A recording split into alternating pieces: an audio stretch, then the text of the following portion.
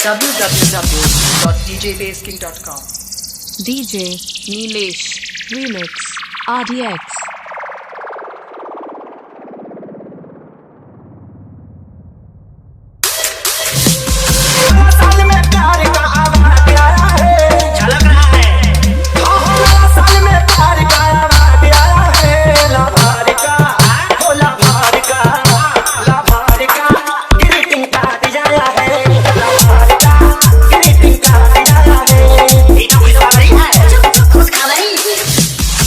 जवान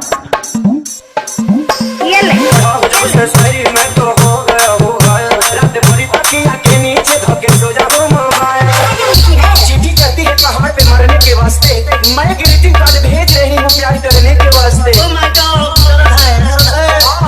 दूध में चावल पड़ता है तो खीर होता है चीनी बिना दूध में चावल पड़ता है तो खीर होता है जिसके दिल में प्यार नहीं है वो तो फकीर होता है ओ माय गॉड फीलिंग है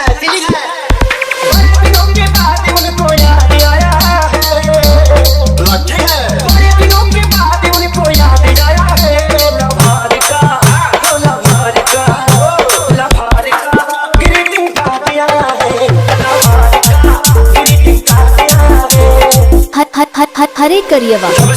मिला है दिलवा मेरा खिला